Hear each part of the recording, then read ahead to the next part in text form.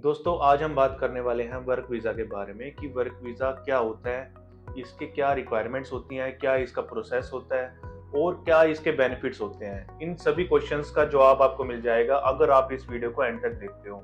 मेरे नाम है सुमित, मैं आपका स्वागत करता हूँ हमारे YouTube channel the visa venue पे। आइए जानते हैं वर्क वीज़ा के बारे में डिटेल से। तो सबसे पहले हम जान लेते हैं कि वर्क वीज़ा होता क्या है। वर्क वीज़ा एक ऐसा ऑफिशियल डॉक्यूमेंट होता है जो आपको अलाउ करता है कि जिस भी कंट्री से आपको वर्क वीज़ा मिला है उस कंट्री में जाके आप काम कर सकते हो, वहाँ पे अर्निंग कर सकते हो और जो भी आपकी अर्निंग होती है उसका आप पर्सनल यूज कर सकते हो।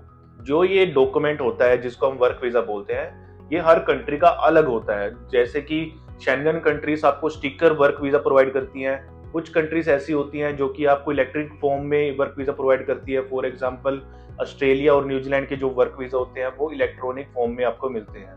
तो आपको वर्क वीजा का मतलब पता चल गया होगा और अब हम बात कर लेते हैं इसकी रिक्वायरमेंट्स के बारे में। रिक्वायरमेंट्स में सबसे इंपॉर्टेंट है आपकी पीसीसी और आपका पासपोर्ट। पीसीसी से मेरा मतलब है पुलिस क्लैरिफिकेशन सर्टिफिकेट, जो कि सबसे इंपॉर्टेंट होता है किसी भी कंट्री में अगर आप वर्क वीजा अप्लाई करने वाले हो।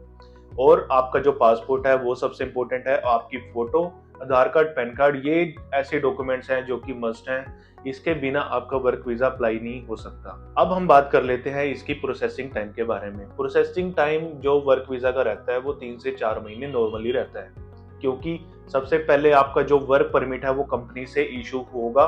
उसके बाद आपकी जो फाइल है वो एम्बेसी में जाती है वर्क वीजा अप्रूव होने के लिए। तो इस प्रोसेस में 3 से 4 महीने लगना नॉर्मल है। अब आपके मन में डाउट आया होगा कि वर्क परमिट और वर्क वीजा में क्या डिफरेंस होता है।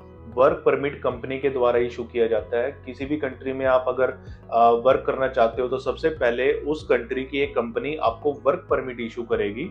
उस वर्क परमिट का यूज करके ही आपको वर्क वीजा मिलेगा। जो वर्क परमिट होता है वो कंपनी द्वारा इशू किया जाता है और जो वर्क वीजा होता है वो उस कंट्री की एम्बेसी के द्वारा इशू किया जाता है। तो आई होप आपको डिफरेंस क्लियर हो गया होगा। वीडियो को एंड करने से पहले अब हम जान लेते हैं कि वर्क वीजा के बेनिफिट्स क्या क्या होते हैं।